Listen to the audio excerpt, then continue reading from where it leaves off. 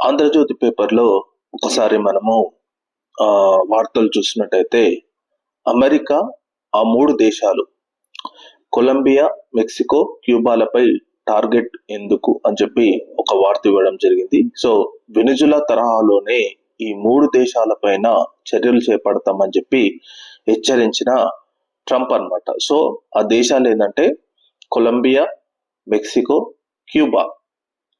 So ఇక్కడ ఏమిచ్చినంటే Cuba అనేది మొదటి నుంచి శత్రు దేశమే. సో కమ్యూనిస్ట్ దేశమైన క్యూబా సహజంగానే సిద్ధాంతపరంగా అమెరికాకు వైరి దేశం. సోవియట్ యూనియన్ కాలం నుంచి రష్యాకు క్యూబా మిత్రదేశం. దానికి తోడు చైనాలతోనూ మంచి సంబంధాలు ఉండడంతోనే క్యూబాపై అమెరికా చాలా కాలం ఆంక్షలు కొనసాగించింది. ఎలాగైనా క్యూబాను తమ చెప్పు చేతుల్లోకి తీసుకోవాలని ప్రయత్నించింది. క్యూబా ఉగ్రవాద దేశంగా ముద్ర వేసింది. ఆ దేశ అధ్యక్షుడు ఫిడెల్ కాస్ట్రోను పదవి నుంచి దింపేయడానికి పలుమార్లు ప్రయత్నించి విఫలం కావడం జరిగింది. 2018లో ట్రంప్ అధ్యక్షుడయ్యాక క్యూబాను ఉగ్రవాదాన్ని ప్రోత్సహిస్తున్న దేశంగా ప్రకటించారు.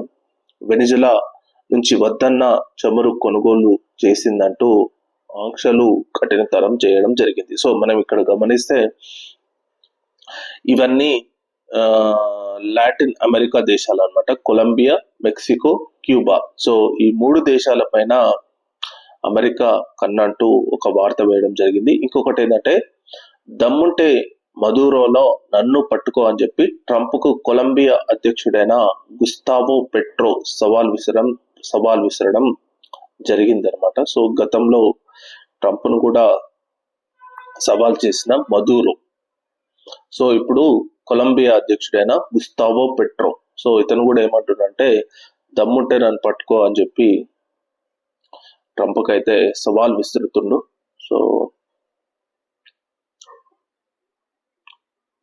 అయినా ఇంకో దేశ అధ్యక్షులను అరెస్ట్ చేసి తీసుకురావడం అనేది ఎంతవరకు కరెక్టు? ఎందుకంటే ఐక్యరాజ్య సమితి ఏం చేస్తుంది ఇక్కడ? కొన్ని దేశాలకు కొన్ని సార్వభౌమత్వ అధికారాలు ఉంటాయన్నమాట. సో బలం ఉంది కదా అని చెప్పి, మిలిటరీ ఉంది కదా అని చెప్పి, కొత్త టెక్నాలజీస్ ఉన్నాయి కదా అని చెప్పి ఏ దేశం పైననైనా దాడి చేసి ఆ దేశాధ్యక్షుడిని తీసుకొస్తామని చెప్తే అది ఎంతవరకు కరెక్ట్? ప్రపంచం అలా కోరుకోవద్దు. మరి ఏం చేస్తారో చూడాలి. నెక్స్ట్ ఇంకోటి ఏంటంటే అమెరికా గ్రీన్లాండ్ ను స్వాధీనం చేసుకుంటే నాటో కథ ముగిసినట్టే అని చెప్పి డెన్మార్క్ ప్రధాని ఒక సంచలనమైన వ్యాఖ్యలు చేయడం జరిగింది. సో నేను ఒక వీడియో కూడా చేయడం జరిగింది దీనిపై. అమెరికా గ్రీన్లాండ్ ను బలవంతంగా స్వాధీనం చేసుకోవాలని చూస్తే అది నాటో కూటమి అంతానికి దారితీస్తుందని డెన్మార్క్ ప్రధాని మిటే ఫ్రెడరిక్సన్ స్పష్టం చేశారు. మిటే ఫ్రెడరిక్సన్ అంట. సో ఈమె పేరు మిటే ఫ్రెడరిక్సన్, డెన్మార్క్ ప్రధానమంత్రి. సో ఈమె యాక్చువల్ ఏంటంటే డెన్మార్క్ అనేది ఒక ద్వీపం అనమాట.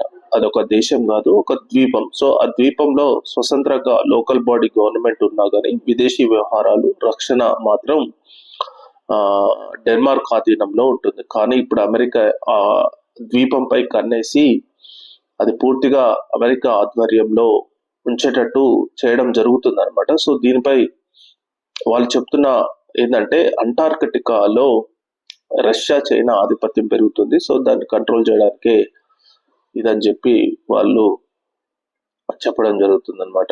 ఇది నెక్స్ట్